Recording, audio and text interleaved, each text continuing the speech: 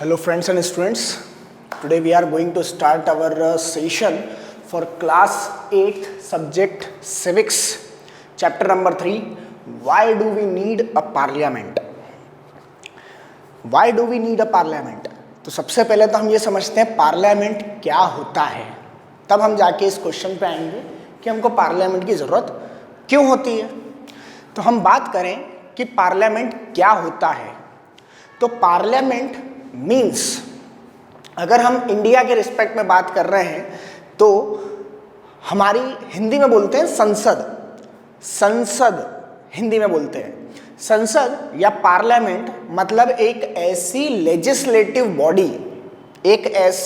Legislative body जो हमारे लिए, इंडिया के लिए डिसीजन मेकिंग का काम करती है, इंडिया के लिए कानून बनाने का काम करती है, जिसमें हमारे द्वारा चूज किए हुए जो भी 18 साल से बड़ा होगा, जिसको वोटिंग राइट्स हैं, वो व्यक्ति जो भी 18 साल से बड़ा होगा, जिसके पास यूनिवर्सल एडल्ट फ्रेंचाइजी है। यूनिवर्सल एडल्ट फ्रेंचाइजी हम बात कर लेंगे अभी क्या होता है यूनिवर्सल एडल्ट फ्रेंचाइजी, हालांकि हम लोगों ने क्लास 6 में भी डिस्कस कर चुके हैं यूनिवर्सल एडल्ट फ्रेंचाइजी पे। तो उनके द्वारा एक सांसद या हम बोलते हैं member of parliament MP choose किया जाता है, और वो सांसद जो होते हैं वो इस पार्लियामेंट में डिसीजन लेते हैं, हमको रिप्रेजेंट करते हैं वहाँ पे। तो ये तो होगा, हमने पार्लियामेंट के बारे में देख लिया। तो क्या हमारे देश में पार्लियामेंट की ज़रूरत है, और है तो क्यों है? हाँ, हमारे देश में हमारे कॉन्स्टिट्यूशन ऐसा है, डाइवर्सिटी को देखते हुए कॉन्स्टिट्यूशन की जो रिक्वायरमेंट है उस हिसाब से पार्लियामेंट की ज़रूरत है। दूसरी बात, क्यों है पार्लियामेंट में ऐसा क्या होता है जो उसकी ज़रूरत है? तो पार्लियामेंट में जो व्यक्ति इंडिया को रिप्रेजेंट करते हैं या इंडिया के पीपल्स को रिप्रेजेंट कर रहे हैं, उनका एक ग्रुप बैठा होता है और वो वहाँ पर कानून बनाने का काम करते हैं। हमारे लिए, हमारे जो सिटीज़न ऑफ इंडिया हैं, उनके लिए क्या फ़ायदे की चीज़ है, क्या उनके लिए बेनिफिशियल है, क्या किसी कार्य से, क्या किसी एक्ट से, क्या किसी काम से किसी व्यक्ति का नुकसान तो नहीं पहुंच रहा है, उसके फंडामेंटल राइट्स तो ब्रीच नहीं हो रहे जो हमको कॉन्स्टिट्यूशन ने दिया है। तो ऐसे कानून बनाने का काम पार्लियामेंट करती है। और आगे हम बात करें कि रिप्रेजेंटेटिव ही क्यों जाते हैं, और क्या रिप्रेजेंटेटिव सही रहेंगे या नहीं रहेंगे, इस पे हम लोग बात करें। तो हर लॉ जो है, हम लोग इसके बाद वाला जो चैप्टर रहेगा, चैप्टर नंबर 5 जुडिशरी पे, उसमें भी इस पॉइंट को हम लोग डिस्कस करेंगे कि क्या ये लोग गलत लॉ बना सकते हैं, और क्या गलत लॉ बन गया है तो फिर क्या चीज़ होगी। क्या पार्लियामेंट ने कोई गलत कानून बना दिया? गलत कानून मीन्स जो कि कॉन्स्टिट्यूशन को वॉयलेट कर रहा हो, कॉन्स्टिट्यूशन के खिलाफ हो, अगर ऐसा कानून बना दिया है तो फिर क्या होगा। तो ये हम लोग जुडिशरी वाले चैप्टर में डिस्कस करेंगे। अभी फिलहाल हम यहाँ पे केवल पार्लियामेंट की ज़रूरत क्यों है, हम इस पे डिस्कस करते हैं। तो इसमें हमारा पहला पॉइंट है, व्हाई शुड पीपल डिसाइड। मैं NCERT को फॉलो कर रहा हूँ, और NCERT को फॉलो करते हुए हम लोग चलेंगे। NCERT से लगभग जितने पब्लिकेशंस हैं वो सब इसी में से हैं, थोड़ा बहुत मोर और लेस आई जाता है। तो why should people decide, people क्यों डिसाइड करेंगे? पीपल क्या डिसाइड कर रहे हैं? पीपल रिप्रेजेंटेटिव्स को डिसाइड कर रहे हैं, मतलब अपने क्षेत्र के, अपने एरिया के वो विधायक और सांसद चूज कर रहे हैं। तो ऐसा क्या कॉन्स्टिट्यूशन में लिखा है? हाँ, कॉन्स्टिट्यूशन में लिखा है। अगर हम प्रिम्बल पढ़ते हैं, प्रस्तावना जिसको हिंदी में बोलते हैं, संविधान का प्रिम्बल आपको किसी भी NCERT की बुक में शुरुआत के पेजेस पे दिख जाएगा, preamble of the constitution. Preamble का मतलब होता है प्रस्तावना। उसकी शुरुआत ही स्टार्टिंग यहां से हुई है, we the people of India. तो we the people of India, यही तो हमारे देश को रिपब्लिक बना रहा है, डेमोक्रेट बना रहा है। हमारे देश के लिए डेमोक्रेसी और रिपब्लिकनेस जो आ रही है वो इसी वर्ड से आ रही है। तो हम बात कर लें पार्लियामेंट की, थोड़ा बहुत हिस्ट्री के बारे में, और कुछ जो बेसिक हमको रिक्वायरमेंट है क्लास 8 के हिसाब से। तो हम ये बात करें 1885 में इंडियन नेशनल कांग्रेस फॉर्म हुई। इंडियन नेशनल कांग्रेस के फॉर्म होने और उसके बाद से जो उसका रीज़न था और उसको जो बाद में डिमांड करी गई वो ये डिमांड करी गई कि ब्रिटिशर्स के द्वारा इंडियन पीपल्स के कुछ रिप्रेजेंटेटिव पार्लियामेंट में आना चाहिए। ये उन्होंने डिमांड करी 1885 में कि हमको भी संसद में रिप्रेजेंट करने का मौका मिलना चाहिए, हम भारतीयों को भी, मतलब हमारे में से भी कोई सांसद पार्लियामेंट में जाना चाहिए, ताकि हम इंडियंस के मन में क्या चीज़ें हैं, क्या वो सोचते हैं ब्रिटिश गवर्नमेंट के बारे में, वहाँ पे रिप्रेजेंट कर सकें। ये डिमांड जो थी वो 1909 का जो गवर्नमेंट ऑफ इंडिया एक्ट 1909 आया था, मैं लिख देता हूँ यहाँ पे 1885, पहले हमने जो डिस्कस किया 1885 है, यहाँ पे हुआ था फॉर्मेशन मतलब निर्माण, formation of Indian national Congress, जिसको आज हम कांग्रेस भी बोलते हैं, 1885 में। उसके बाद 1909 में 1909 में गवर्नमेंट ऑफ इंडिया एक्ट आया था 1909, गवर्नमेंट ऑफ इंडिया एक्ट 1909 आया था। जो डिमांड उन्होंने 1885 से करी थी वो 1909 में कुछ हद तक पूरी हो गई, कुछ लोगों को रिप्रेजेंटेशन करने का मौका मिल गया, पर रिप्रेजेंटेशन तो हम शब्द उसके लिए बोलेंगे कि जब एक सिटीजन वोट दे और उसके बाद उसको जो उनका रिप्रेजेंटेटिव है वो सांसद बोल दें या विधायक बोल दें, एमएलए बोल दें या एमपीज बोल दें, वो पार्लियामेंट में हमको रिप्रेजेंट करें तो हम उसको रिप्रेजेंटेटिव बोलेंगे। पर यहाँ ऐसा नहीं था। गवर्नमेंट ऑफ इंडिया एक्ट 1908 में universal adult franchise. Now what is universal adult franchise? Universal मतलब सार्वभौमिक, जो सभी दूर एक जैसा अप्लाइड हो। यूनिवर्सल सभी दूर एक जैसा लगे, तो पूरे भारत में लगे एक जैसा। एडल्ट 18+, जो 18 साल से बड़े हों, वो एडल्ट, जिसको कानून के हिसाब से एडल्ट बोला गया हो। तो फिलहाल एज जो है वो 18 है। शुरुआत में जब हमारा कॉन्स्टिट्यूशन बना था तब 21 साल की एज थी एडल्ट के लिए, बट बाद में उसको रिड्यूस करके 18 ईयर्स कर दिया गया। फ्रेंचाइजी का मतलब होता है वोट डालना, वोट कास्टिंग को बोलते हैं फ्रेंचाइजी।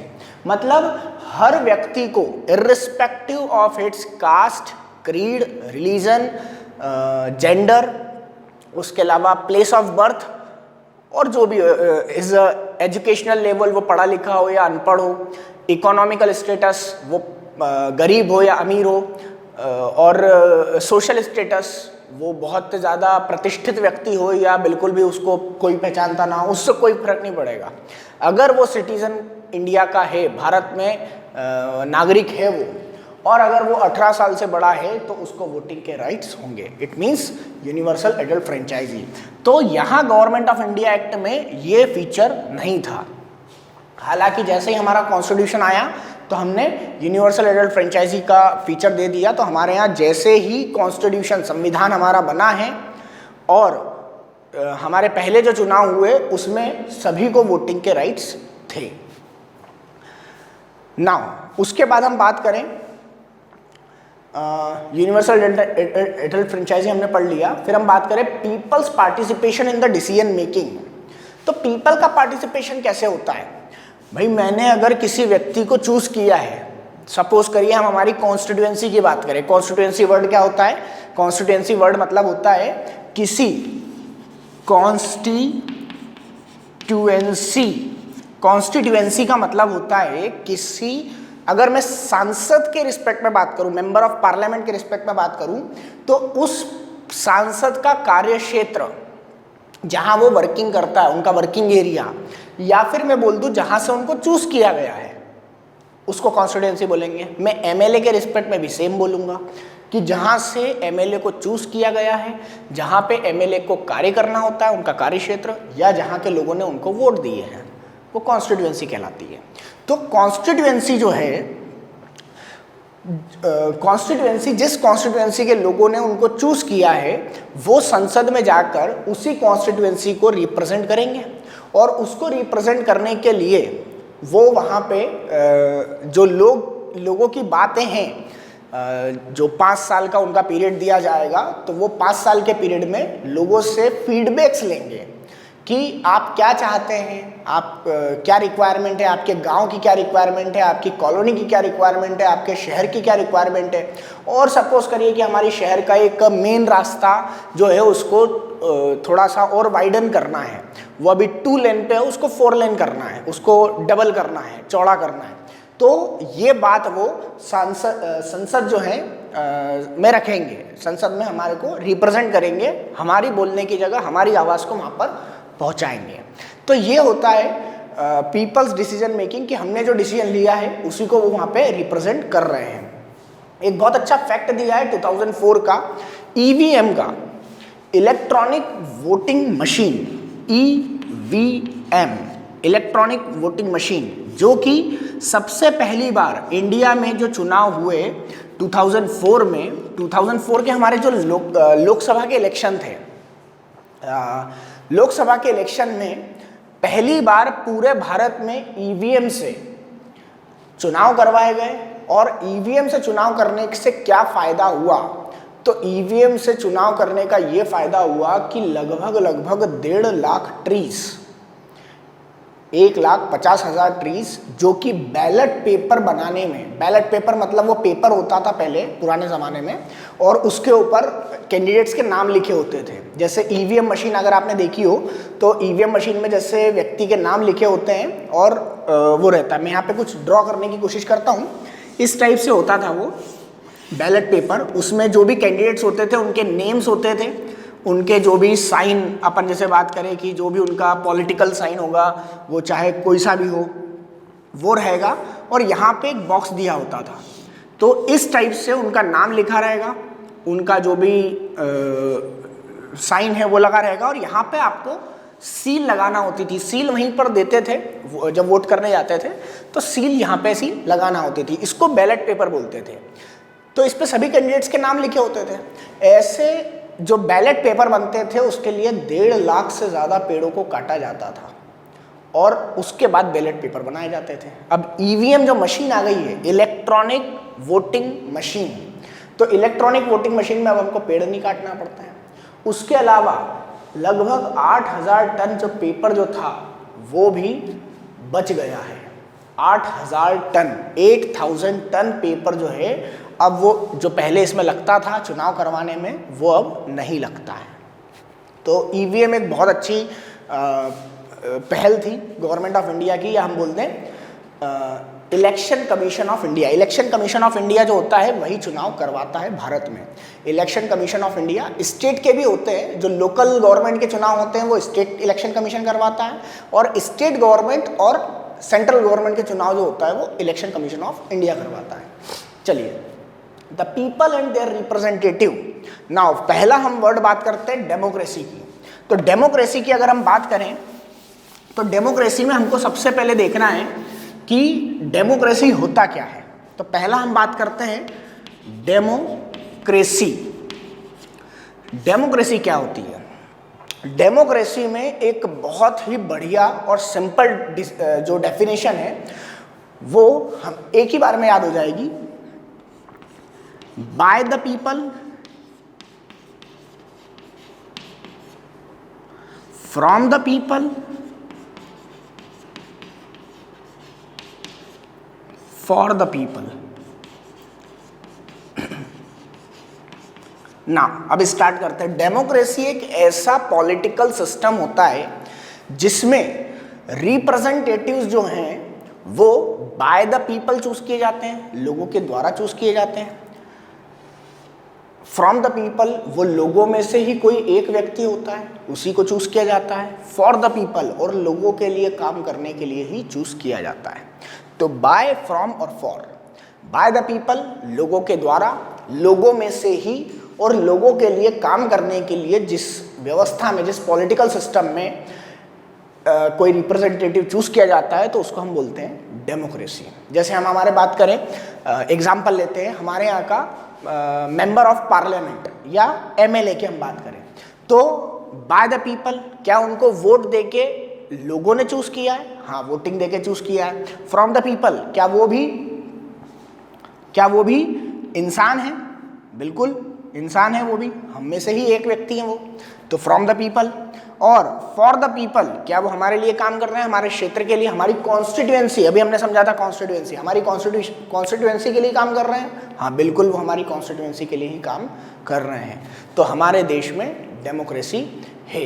तो डेमोक्रेसी है तो हमारे देश में जो डेमोक्रेटिक फॉर्म ऑफ गवर्नमेंट है, तो हमारे देश में डेमोक्रेटिक फॉर्म ऑफ गवर्नमेंट हमारे रिप्रेजेंटेटिव चूज करती है, और वो चूज करके पार्लियामेंट या फिर स्टेट में, पार्लियामेंट बात करेंगे तो सेंट्रल के लिए बात करेंगे, अगर हम स्टेट के लिए बात करेंगे तो हम उसको बोलेंगे स्टेट लेजिस्लेचर। स्टेट लेजिस्लेचर, तो वो सब जो हैं वो हमारे लिए डेमोक्रेसी के थ्रू रिप्रेजेंट करते हैं और वहाँ जाके हमारे लिए काम करते हैं। चलिए आगे हम बात करें, हम लोगों ने कॉन्स्टिट्यूएंसी वर्ड भी समझ ही लिया है और रिप्रेजेंटेटिव वर्ड भी समझ ही लिया है। Now role of the parliament. अब हम हमारे मेन चैप्टर पे आते हैं। अभी तक तो हमने केवल बेसिक समझा है, अब हम चैप्टर को स्टार्ट करते हैं। नाउ व्हाट इज पार्लियामेंट, पहले तो हम ये बात करते हैं। तो पार्लियामेंट जब मैं बात कर रहा हूं,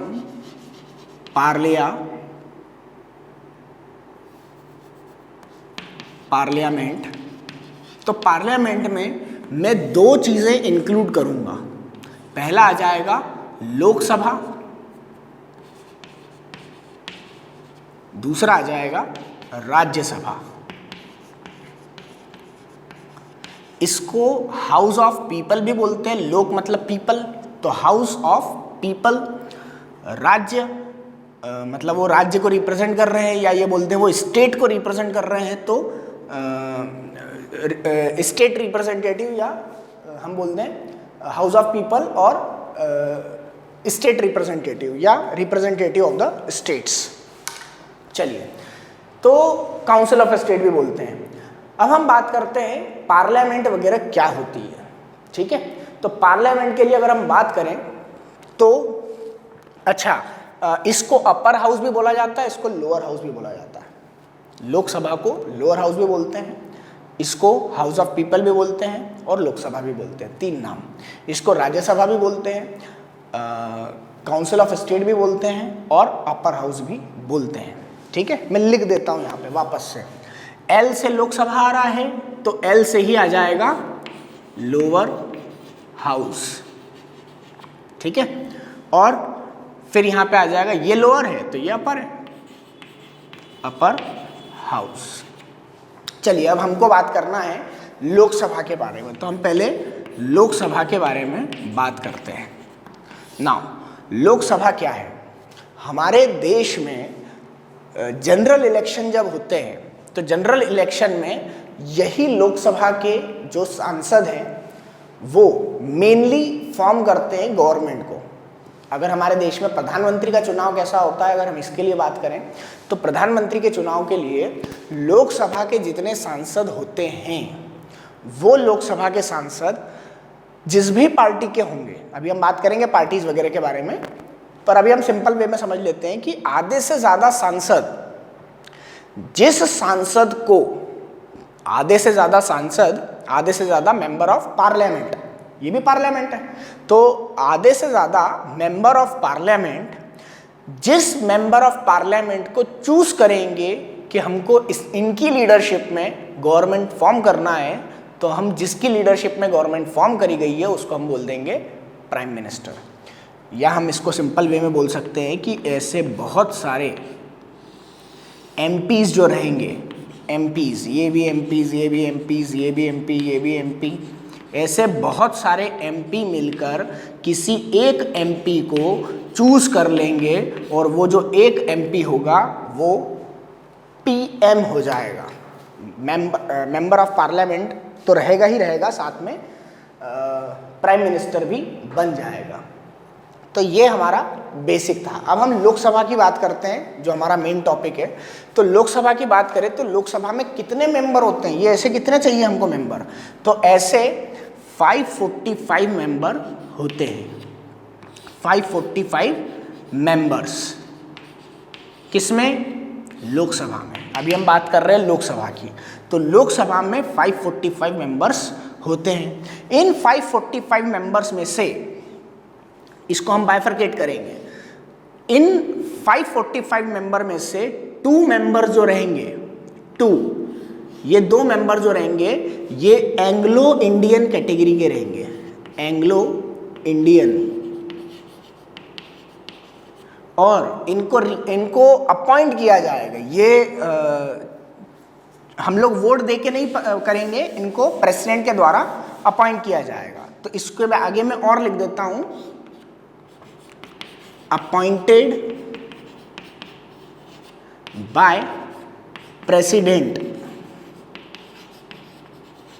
ऑफ इंडिया। इन 2 व्यक्तियों को जो एंग्लो इंडियन होना चाहिए, अभी हम बात कर रहे हैं एंग्लो इंडियन क्या होता है, उनको हमारे जो प्रेसिडेंट ऑफ इंडिया रहेंगे वो अपॉइंट करेंगे। अब पहले तो हम ये समझें कि ये एंग्लो इंडियन कौन होते हैं और कब इनको अपॉइंट किया जाता है। ये 2 क्वेश्चन अब हमारे सामने हैं। तो एंग्लो इंडियंस वो इंडियन सिटीजन्स हैं जिनके जो पूर्वज थे वो किसी दूसरे देश से, हमने बात करी थी कि हिस्ट्री में कि हमारे देश में बहुत सारी कंपनीज आई थी, Dutch company, French company, British company और भी बहुत सारी, पुर्तगीज कंपनी, ऐसी बहुत सारी कंपनीज आई थी। उसमें से अगर कोई इंडिया में रह गया हो, किसी के पुश्त जो है, जो पूर्वज थे, जब वो बाकी सब चले गए थे कंपनीज इंडिया से 1947 में, जब वो चली गई थी यहाँ से, तो उसके बाद भी अगर कोई यहाँ पे रह गया था और उन्होंने इंडियन सिटीजनशिप एक्सेप्ट कर ली थी, तो हम उनको बोलते हैं Anglo Indians. Clear? Anglo Indians कौन? जिनके पूर्वज जो थे वो यूरोपियन कंट्रीज से बिलोंग करते थे पर अब वो इंडियन सिटीजन हैं। तो उनको ऐसा ना लगे कि हमको अब निगलेक्ट किया जा रहा है, वो भी तो माइनॉरिटीज़ में है ना, तो वो भी माइनॉरिटीज़ में है, तो उनको निगलेक्ट ना किया जा रहा हो, इस चीज़ को देखते हुए हमारे लोकसभा में 2 मेंबर अपॉइंट करने का ये प्रोविज़न किया गया है। यहाँ कौन से अपॉइंट होंगे? Anglo Indians. ये याद रखिएगा, राज्यसभा में एंग्लो इंडियंस अपॉइंट नहीं होते हैं। हम राज्यसभा की बात करेंगे, वहाँ पे भी अपॉइंटमेंट होगा प्रेसिडेंट के द्वारा, वहाँ 12 अपॉइंटमेंट होते हैं, यहाँ 2 ही होते हैं, पर वहाँ 12 जो है वो स्पेशल फील्ड के होना चाहिए और यहाँ पे केवल एंग्लो इंडियंस होना चाहिए। तो हमने ये तो बात कर ली कि एंग्लो इंडियंस होते हैं, क्या होते हैं हमने ये समझ लिया। अब कब अपॉइंट किए जाते हैं, कब अपॉइंट किए जाते हैं? हमने 545 में से 2 घटा दिए तो यहाँ बचा 543। अब हम ये बात करें, ये जो होते हैं इनको हम लोग वोटिंग के थ्रू चूज करते हैं। तो ये कहाँ से आते हैं? वोटिंग के थ्रू। हम वोटिंग करते हैं हमारे क्षेत्र में, हमारी कॉन्स्टिट्यूएंसी में, और उसके बाद ये 543 जो है वो चूज होके ऊपर जाते हैं। चलिए, तो अब हम बात करें वोटिंग के लिए हम लोगों ने चूज कर लिया। अब हम बात करेंगे कि एंग्लो इंडियंस और वोटिंग वाले में कब अपॉइंट किए जाते हैं एंग्लो इंडियंस। तो एंग्लो इंडियंस तब अपॉइंट किए जाते हैं जब अगर इन 543 में जिनको हमने वोटिंग के थ्रू चूज किया है, अगर कोई एंग्लो इंडियन नहीं है तो ही ये अपॉइंट करे जाएंगे। अगर इस 543 में कोई एंग्लो इंडियन नहीं होगा तो ये 2 एंग्लो इंडियंस अपॉइंट किए जाएंगे। सपोज करिए कि इस 543 में 2 एंग्लो इंडियंस ऑलरेडी एग्जिस्ट कर रहे हैं, तो फिर यहाँ पे अपॉइंटमेंट नहीं होगा। अगर एक एंग्लो इंडियन रिप्रेजेंट कर रहे हैं तो यहाँ पे केवल एक ही एंग्लो इंडियन अपॉइंट होगा। क्लियर? चलिए, ये हमारी लोकसभा हुई। लोकसभा के लिए हम लोगों ने ये भी बात कर ली कि लोकसभा हाउस ऑफ पीपल है, लोकसभा लोअर हाउस है पार्लियामेंट का, लोकसभा का तीसरा नाम लोकसभा है। लोकसभा से हमारे प्राइम मिनिस्टर को चूज किया जाता है। लोकसभा जो है उसमें सांसद हम लोग वोटिंग के थ्रू देखते हैं। 543 मेंबर्स को हम लोग वोट करते हैं और 543 मेंबर्स में से जाते हैं। अब अब हम बात करते हैं राज्यसभा की। चलिए हम लोग यहीं पर बात कर लेते हैं पार्टी की भी, कि प्रेसिडेंट कैसे, प्राइम मिनिस्टर कैसे बनते हैं। मैं बात कर रहा हूँ 543 मेंबर्स की। चलिए अब हम बात करें कि ये जो 545 मेंबर्स हैं, इन 545 मेंबर्स में से अगर किसी पॉलिटिकल पार्टी को 272 votes seats member of parliaments मिल जाते हैं तो वो गवर्नमेंट फॉर्म कर लेती है। ठीक है, कितने मेंबर्स होना चाहिए? 272 या उससे ज़्यादा। अगर किसी पार्टी को रहेंगे, इतने लोग अगर समर्थित हो जाएंगे, इतने लोग अगर एग्री हो जाएंगे कि हाँ हमको हम में से ही इस व्यक्ति को चूज करना है, तो उसको चूज किया जा सकता है। एक और प्रोविजन हमारे चैप्टर में नहीं है, पर फिर भी मैं बताना चाहता हूँ, जरूरी नहीं है कि जिसको प्राइम मिनिस्टर बनाया जाए वो उस समय, जिस समय उसको प्राइम मिनिस्टर बनाया जाए उस समय वो सांसद या मेंबर ऑफ पार्लियामेंट हो। ये भी जरूरी नहीं है कि वो लोकसभा से ही हो, वो किसी भी हाउस से, वो चाहे लोअर हाउस से या अपर हाउस से, वो किसी भी हाउस से सांसद हो सकते हैं। और ऐसा भी हो सकता है कि पहले उनको प्रधानमंत्री बना दिया जाए, बाद में वो सांसद बने। जैसे हम बात करते हैं कि जिस दिन ये 272 जो है वो मेंबर्स जीत गए किसी पॉलिटिकल पार्टी के, पर उसके पास कोई ऐसा कैंडिडेट उन 272 में से नहीं है जिसको वो बनाना चाहते हैं, तो ऐसे केस में वो 272 मेंबर्स जो हैं वो किसी दूसरे व्यक्ति को चूज कर लेंगे, और जो कि सांसद नहीं है, और वो चाहे बाद में विदिन 6 मंथ, कितने महीने के अंदर? 6 मंथ के अंदर, तो 6 मंथ्स के अंदर में वो सांसद का चुनाव लड़के और अगर जीत जाता है तो वो प्रधानमंत्री बना रह सकता है, और नहीं तो उसको इस्तीफा देना पड़ेगा, रिजाइन करना पड़ेगा। अब वो कोई से भी हाउस से सांसद बन सकते हैं, वो चाहे तो लोकसभा से बन सकते हैं, वो चाहे तो राज्यसभा से सांसद बन सकते हैं, और वो प्राइम मिनिस्टर बन जाएंगे। चलिए आगे हम बात करते हैं, इसमें लोकसभा जो होता है उसका जो वर्किंग टाइम होता है वो होता है 5 इयर्स का।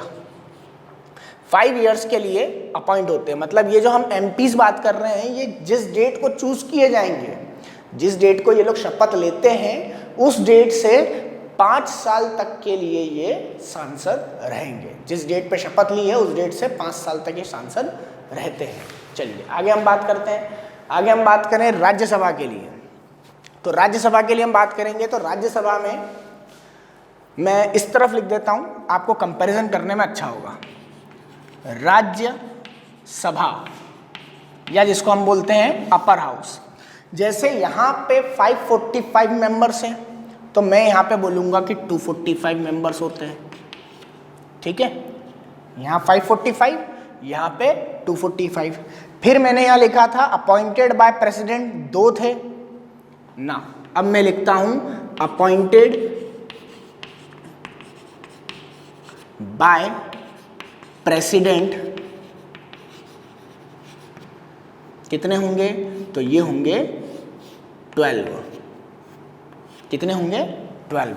यहां मैंने लिखा कि एंग्लो इंडियंस, यहां ऐसी कोई रिक्वायरमेंट नहीं है, यहां वो किसी फील्ड के एक्सपर्ट होना चाहिए। जैसे हम एग्जांपल लेते हैं Sachin Tendulkar. Sachin Tendulkar is a member of parliament. Sachin Tendulkar parliament के मेंबर है, वो राज्यसभा के मेंबर है। राज्यसभा के मेंबर क्यों हैं? क्योंकि उन्होंने क्रिकेट की फील्ड में एक्सपर्ट हैं और वो अपना नॉलेज राज्यसभा में शेयर कर सकते हैं अबाउट दी क्रिकेट फील्ड, तो इसलिए उनको अपॉइंट किया जाता है। ऐसे डिफरेंट फील्ड से अपॉइंट किए जाते हैं राष्ट्रपति के द्वारा, ऐसे 12 व्यक्ति। तो 12 इधर हो गए, तो इधर कितने बचे? 233। नाउ अब ये कैसे होते हैं? ये होते तो वोटिंग से ही हैं। इसको मैं और क्लियर कर देता हूं और स्पेसिफिक चला जाता हूं। मैं इसमें वो बोल देता हूं डायरेक्ट वोटिंग, और यहां मैं लिख देता हूं indirect voting. Now what is direct voting and indirect voting? ये क्या चीज है?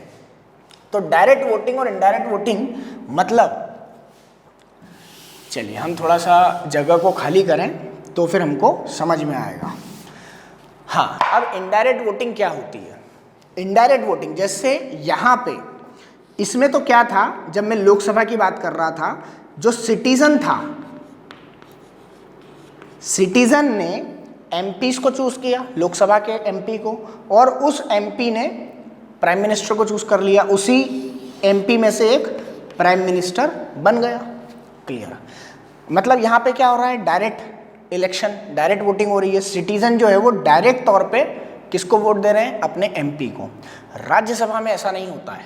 राज्यसभा के चुनाव में क्या होता है, हमारे द्वारा चूज किए हुए MLA, member of legislative assembly, जिसको हम हिंदी में बोलते हैं विधायक, वो विधायक जो होते हैं वो वोटिंग करते हैं किसको? इनडायरेक्ट वे में जो एमएलएज होते हैं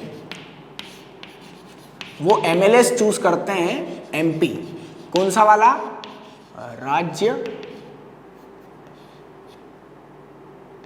राज्यसभा। राज्यसभा के एमपीज को कौन वोटिंग करते हैं? एमएलए। और एमएलए को किसने वोटिंग करी है? सिटीजन ने। डन। तो सिटीजन ने इधर वोट दिया, इन्होंने इधर वोट दिया। डन। तो ये एमपीज जो थे, देखिए यहाँ पे डायरेक्ट चेंज चल रही थी, डायरेक्ट सिटीजन ने एमपी को दिया, यहाँ पे हमने पहले विधायक को दिया और विधायक ने एमपी को दिया। क्लियर? मतलब हम ये बोल सकते हैं कि जब हमारे द्वारा विधायक चूज किया जाता है तो हम बाय डिफॉल्ट एमपी भी चूज कर लेते हैं। क्लियर? ये इनडायरेक्ट है। तो ये ऐसा इनडायरेक्ट वोटिंग होती है राज्यसभा के केस में। ये लोकसभा के केस में है, ये राज्यसभा के केस में है। आगे हम बात करते हैं और क्या क्या लिखा हमने। और हमने लिखा है कि लोकसभा का कार्यकाल 5 साल का होता है। इसका कार्यकाल जो होता है, इसका जो वर्किंग टाइम होता है वो 6 ईयर्स का होता है। पर 6 ईयर के साथ में हम उधर ऊपर चढ़ जाते हैं। 6 ईयर के साथ में 1/3 मेंबर जो रहेंगे, 1/3 मेंबर्स रिटायर्ड, या बोलते हैं इलेक्टेड। भाई रिटायर बोल दूं या इलेक्टेड बोल दूं? पुराने जाएंगे, नए आएंगे। Elected every 2 years. चलो देखते हैं, समझते हैं क्या होता है इसमें। जैसे हम बात करें, अब होता तो इनडायरेक्ट इलेक्शन है, ये तो हमको समझ में आ गया। अब ये जो 233 हैं, 233 हैं, उन 233 में से 245 में से 1/3, 245 में से 1/3 मतलब 3 से डिवाइड कर देंगे। ये जो फिगर आएगा, ये जो रहेंगे, ये 1/3 जो रहेंगे, इनको हर 2 साल में रिटायर्ड होते रहेंगे। मतलब सपोज करिए, इसको और अच्छे से हम लोग समझने की कोशिश करते हैं कि क्या हो रहा है। सपोज करिए कि मैं ईयर 2016 से बात कर रहा हूँ। 16, उसके बाद 2 साल तो 2018, और उसके बाद 2 साल 2020, और उसके बाद 2 साल 2022। नाउ अब मैं बात करूं 2016 में जो इलेक्टेड हुए होंगे वो कितने हुए होंगे? 1/3। इधर कितने इलेक्टेड हुए होंगे? 1/3। इधर कितने इलेक्टेड हुए होंगे? 1/3। हो गए पूरे 1/3 1/3 1/3 मतलब 1। और अब ये जो 1/3 हैं, ये 6 साल बाद, इनका 6 साल का वर्किंग टाइम है, तो 6 साल बाद ये 2020 में रिटायर्ड हो जाएंगे, और यहाँ पे उनकी जगह या तो वही या फिर नए वापस आ जाएंगे 1/3। ठीक है, ये नए कर देता हूँ मैं। फिर 2024 में ये वाले रिटायर्ड होंगे और इनकी जगह वापस आ जाएंगे कौन से? 1/3। ठीक है, फिर 2020 वाले 2026 में होंगे। ऐसी ये साइकिल जो है वो चलती जाती है। होपफुली आपको वो समझ में आ गया होगा। चलिए हम आगे बढ़ते हैं, हमारे टॉपिक को और आगे बढ़ाते हैं। नाउ अब हम बात करते हैं to select the national government. अब हम कैसे नेशनल गवर्नमेंट को सिलेक्ट करते हैं। हमारे देश में हमने ये तो देख लिया कि लोकसभा का सांसद कैसे चूज होता है, राज्यसभा का सांसद कैसे चूज होता है। अब हम बात करते हैं बनती कैसी है पार्टी। हालांकि हमने बात कर ली थी 272 जो रहते हैं वो चाहिए रहते हैं, पर हमको उसमें और थोड़ा सा डीप में डिस्कस करना है। तो अब हम लोग इसको हटा देते हैं और हमारा जो काम की चीज़ है हम लोग केवल उसी को समझते हैं। चलिए, क्या काम की चीज़ है हमारे लिए? हमारे लिए काम की चीज़ ये है कि 545 मेंबर्स में से जो हमने बात करी थी 272, अगर 272 से ज़्यादा किसी को मेंबर मिल जाते हैं, ठीक है, ये 543 में से हम लोग 272 को ले लेते हैं। 543 में से, ये तो दो तो एंग्लो इंडियन होते हैं तो अपॉइंट होते हैं, ये 543 में से हमको 272 चाहिए रहते हैं। तो 272 हमको चाहिए हैं। 272 या उससे ज़्यादा अगर किसी पार्टी को मिल जाते हैं, सिंगल पार्टी को, चलिए हम देखते हैं। ए पार्टी है, बी पार्टी है और सी पार्टी है। अब टोटल मिला के 543 मेंबर्स हैं। 543 मेंबर्स में से हम बात करें, किसी एक पॉलिटिकल पार्टी को 300 सीट मिल गई, ठीक है, दूसरी पॉलिटिकल पार्टी को 200 सीट मिली, 545। तो हम लोग यहाँ पे 200 दे देते हैं और यहाँ पे 45 दे देते हैं। ये हमारा 545 कंप्लीट हो गया। तो हमने ए, बी और सी 3 पॉलिटिकल पार्टीज बना ली। उसमें से पहली वाली पॉलिटिकल पार्टी को 300 मिले, दूसरी वाली को 200 मिले और तीसरी वाली को 45 ही सीट्स मिल पाई या उसके उतने सांसद जीत पाए। अब चूंकि 272 जो है 272 से ज़्यादा चाहिए, तो ऑब्वियस सी बात है पहली वाली पॉलिटिकल पार्टी जीत गई है, वो अपनी गवर्नमेंट बना लेगी। पर इन केस अगर हम बात करें कि ऐसा हो जाए कि ये पॉलिटिकल पार्टी जो है ये 200 लाई, ये भी 200 लाई और ये 145 ले आई, अब तो कोई भी 272 के मैजिकल नंबर को क्रॉस नहीं कर पा रहा है। क्या करें? तो दो पॉलिटिकल पार्टीज जो हैं, कोई सी भी दो पॉलिटिकल पार्टीज जो फॉर्म करना चाहे, अगर इन दोनों के आपस में पड़ जाए ये बना सकती हैं, इन दोनों के आपस में पड़ जाए ये बना सकती हैं। तो क्या क्या प्रोबेबिलिटी हमारे पास? ए और बी मिलके गवर्नमेंट फॉर्म कर लें, बी और सी मिलके गवर्नमेंट फॉर्म कर लें, या फिर ए और सी मिलकर गवर्नमेंट फॉर्म कर लें, ठीक है। तो अगर ये फॉर्म करते हैं तो 400 सीट आ जाएगी, कोई दिक्कत नहीं है। ये बात करें तो ये 345 सीट्स आ जाएगी, कोई दिक्कत नहीं है। और इस केस में ए और सी के केस में भी 345 सीट्स आ जाएंगी। तो ऑब्वियसली बात है हम तीनों ही कैटेगरी में 272 से ऊपर 272 से प्लस में चले गए हैं। तो ऐसी गवर्नमेंट को बोलते हैं कोलिशन फॉर्म ऑफ गवर्नमेंट। क्या बोलते हैं? Coalition form of government, form of government. Now what is coalition form of government? Hindi में ज्यादा अच्छे से समझ में आएगा, गठबंधन की सरकार। जब दो पॉलिटिकल पार्टीज, जब एक पॉलिटिकल पार्टी मेजॉरिटी नहीं जीत पाती है, मोर देन 50% मेंबर्स को नहीं जीत पाती है, तो एक से ज्यादा पॉलिटिकल पार्टी मिलकर, या ऐसा बोलते हैं दो या दो से ज्यादा पॉलिटिकल पार्टी मिलकर गवर्नमेंट फॉर्म करते हैं, और इस गवर्नमेंट फॉर्म को हम बोलते हैं कोलिशन फॉर्म ऑफ गवर्नमेंट, या फिर हम बोलते हैं गठबंधन की सरकार। चलिए, ये हमने बात करी। अब हम बात करें मेजॉरिटी पार्टी। देखिए, इस केस में तो कंफ्यूजन हो जाएगा, दोनों ही मेजॉरिटी वाली पार्टी हैं। मैं ऐसा कर लेता हूँ 199 या 210 और 190, अभी भी है सही। अब अपन बात करें मेजॉरिटी पार्टी किसको बोलेंगे? जिसके पास सबसे ज़्यादा सीट आई हो। तो मेजॉरिटी पार्टी कौन है? ए है मेजॉरिटी पार्टी, ठीक है। अपोजिशन पार्टी क्या है? तो अपोजिशन पार्टी जो रनर अप रहेगी, जो गवर्नमेंट फॉर्म करने में साथ में नहीं दिया। मतलब अगर हम बात करें इस सिचुएशन में, हाँ, ए और सी, इस सिचुएशन में हम बात कर रहे हैं। सपोज करिए 210 और 45, ये गवर्नमेंट और ये गवर्नमेंट, ये पार्टी और ये पार्टी ने मिलकर गवर्नमेंट फॉर्म कर ली। मतलब कितने सीटें हो गई उनके पास? 355, 272 से ज़्यादा है। और बी को उन्होंने शामिल नहीं किया अपनी गवर्नमेंट बनाने में, तो बी क्या कहलाएगी? Opposition party. क्लियर? ये क्या कहला जाएगी? Majority party. ये दोनों मिलके जो बनाई है वो हो जाएगी कोलिशन पार्टी, और जो हार गई है वो आ जाएगी अपोजिशन पार्टी। चलिए, होपफुली क्लियर हो जाएगा, नहीं हो तो रिवाइंड करके सुन लीजिएगा। चलिए, हमने कोलिशन फॉर्म ऑफ गवर्नमेंट भी पढ़ लिया है ना। लोकसभा और राज्यसभा, लोकसभा जो है वो पीपल्स को रिप्रेजेंट करती है, राज्यसभा जो है वो राज्य मतलब स्टेट को रिप्रेजेंट करने का काम करती है, वो स्टेट के बारे में देखती है ना। अब हम बात करें सेशंस के बारे में, तो हम बाकी सब चीज़ें अनवांटेड जो है हमको वो हटा दें, और अब हम आ जाते हैं नए टॉपिक पे, इसी में सेशन पे। Now what is session? Session क्या होता है?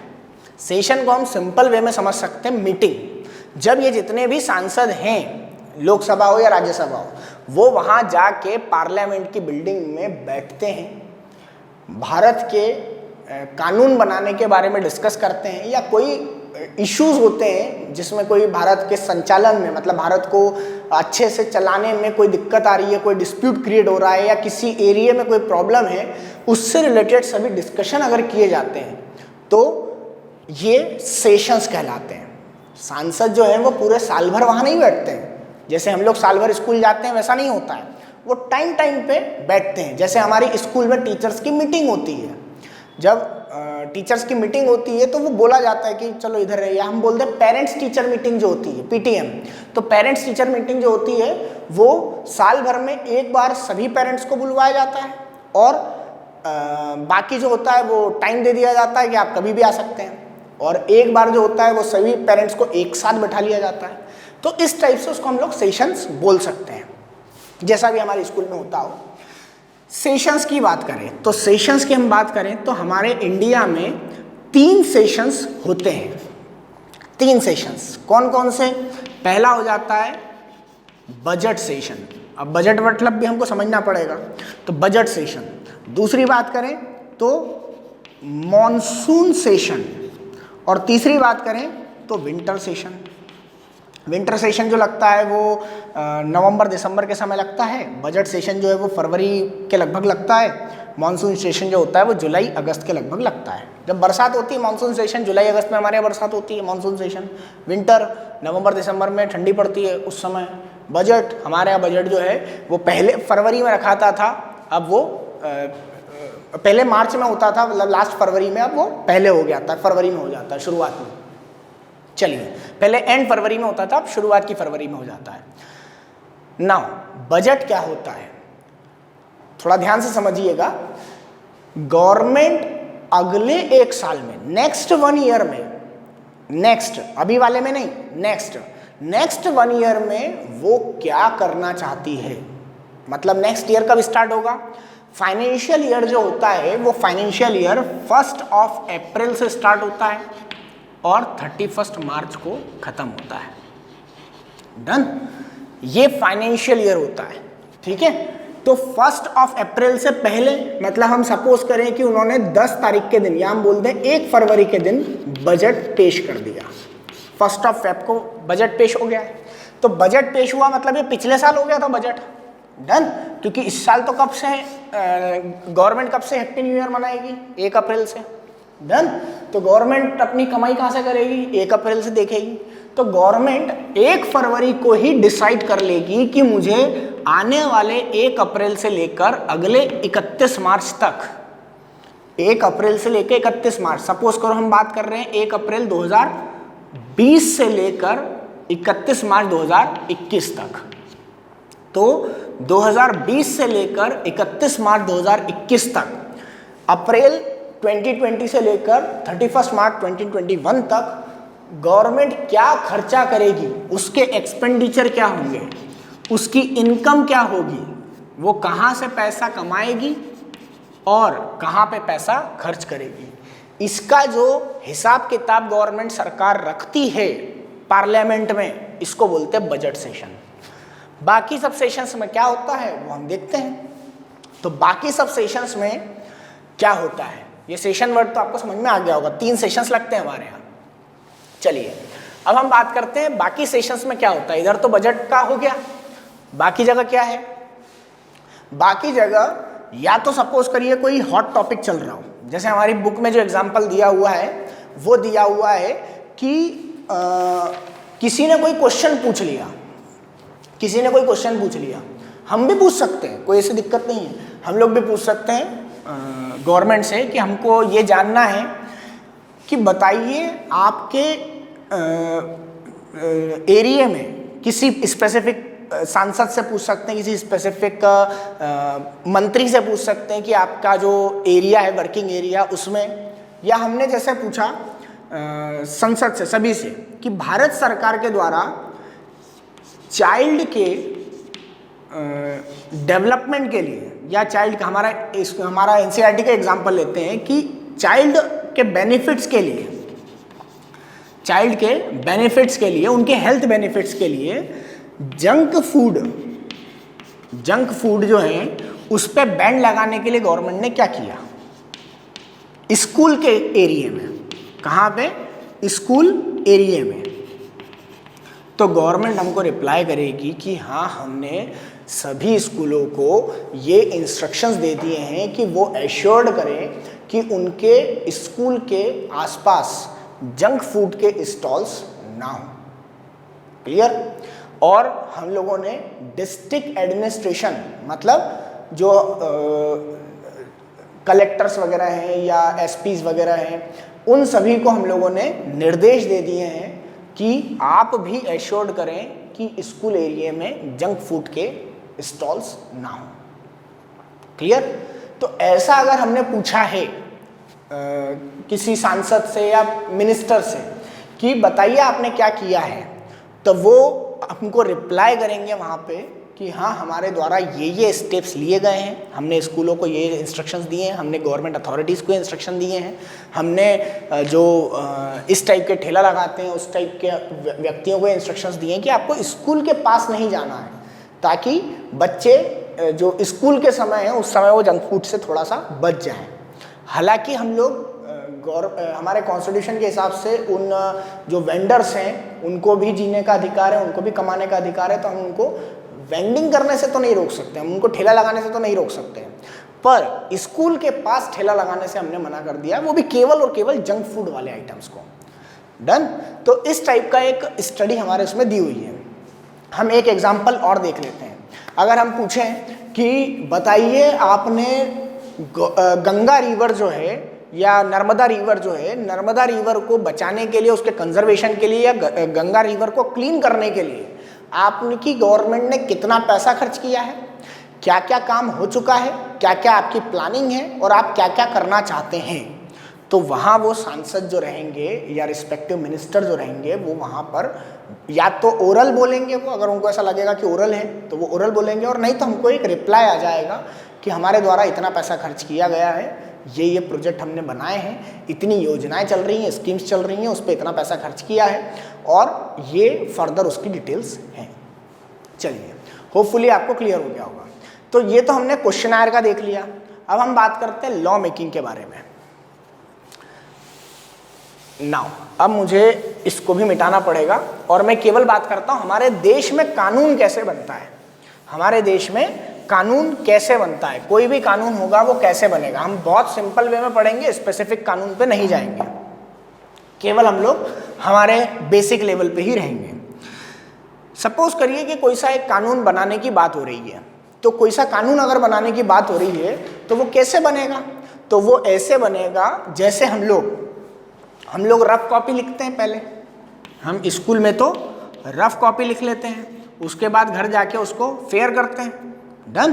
तो पहले वहाँ पे ड्राफ्ट जो रहेगा उसका वो बनाया जाएगा। ड्राफ्ट मतलब उसको एक रफ ड्राफ्टिंग करी जाएगी कि कैसा एक्ट होना चाहिए, ये कितने एरिया को कवर कर रहा है, क्या क्या इसमें ऑफेंस रहेंगे, क्या क्या चीज़ें उसकी सजाएं रहेंगी और क्या क्या डेफिनेशंस रहेंगी, वो सब चीज़ें उसमें ड्राफ्ट में लिखी रहेगी। ये ड्राफ्ट जो है, हालांकि हम लोग पहले भी पढ़ चुके हैं, ये ड्राफ्ट जो है जब वो पार्लियामेंट में पुट किया जाएगा, पार्लियामेंट में, तो पार्लियामेंट में जब वो पुट किया जाएगा, लेट डाउन किया जाएगा, तब हम उसको बोल देंगे बिल। और बिल पे दोनों हाउसेस, वो लोकसभा से भी और राज्यसभा से भी, जब दोनों हाउसेस से वो पास हो जाएगा, लोकसभा में भी रखा जाएगा, लोकसभा में उसके ऊपर बहस होगी, कुछ लोग उसके फेवर में बोलेंगे, कुछ लोग उसके अपोजिशन में बोलेंगे, जो कमियां होंगी उसको हटा दिया जाएगा। फिर राज्यसभा में भी जाएगा, राज्यसभा में भी सेम, जो जो कमियां होंगी उसको हटा देंगे, जो भी रहेगा। जब इन दोनों हाउसेस से पास हो जाएगा, मतलब जो एक्ट की रिक्वायरमेंट होगी वो अलग अलग एक्ट पे अलग अलग होती है। हम सिंपल वे में बात करें तो 50% से ज़्यादा, सिंपल जनरल बिल की बात कर रहे हैं, 50% से ज़्यादा अगर सांसद उस चीज़ पे तैयार हो जाते हैं तो उस बिल को भेज दिया जाएगा प्रेसिडेंट ऑफ इंडिया के पास में। जब वो प्रेसिडेंट ऑफ इंडिया के पास जाएगा और उन्होंने उसके ऊपर साइन कर देंगे तो वो कहला जाएगा एक्ट। और उसके ऊपर जब साइन करेंगे तब एक डेट भी लिख देंगे कि इस डेट से ये एक्ट जो है वो इम्प्लीमेंट किया जाए, इनेक्टेड किया जाए। तो जिस डेट को वो लिखेंगे प्रेसिडेंट ऑफ इंडिया, उस डेट से वो कानून जो है वो बन जाएगा। दूसरा एक और प्रॉब्लम दी हुई है हमारे यहाँ पार्लियामेंट में। ये तो हमने लॉ मेकिंग की प्रोसेस समझ ली। एक पार्लियामेंट में और प्रॉब्लम दी हुई है कि हमारे पार्लियामेंट में महिला सांसद बहुत कम है, वुमेन्स का रिप्रेजेंटेशन बहुत कम है। आज भी प्रॉब्लम जेन्युइन है। महिलाओं भी, हम लोग अगर बात करें तो एवरेज पे बात करें तो हमारे देश में जितने पुरुष हैं उतनी ही महिलाएं, हालांकि महिलाएं कम हैं, पर हम लोग मोटे मोटे तौर पे बोले तो लगभग 50-50% ही है। हम ये बोल सकते हैं 51 और 49 होंगी, पर वो जितनी हैं। बट उनकी जितनी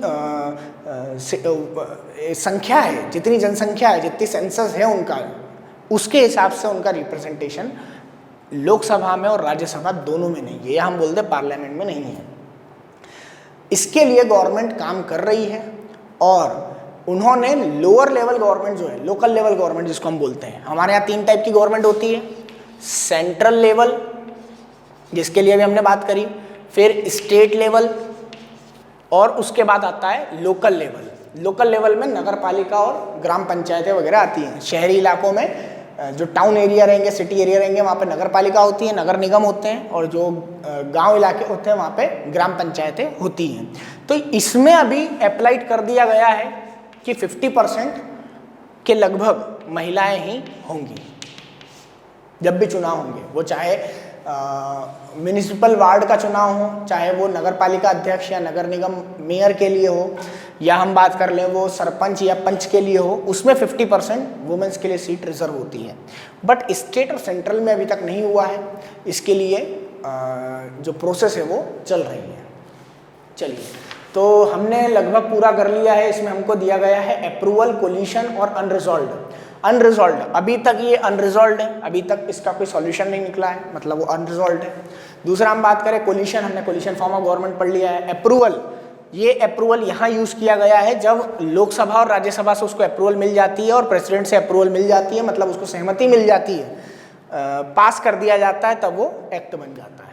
ठीक है, होपफुली आपको सभी चीज़ें समझ में आ गई होंगी। हमारे चैनल को लाइक करिए, शेयर करिए, सब्सक्राइब करिए, और अगर आपको समझ में आ गया हो तो अच्छी है। चलिए, थैंक यू।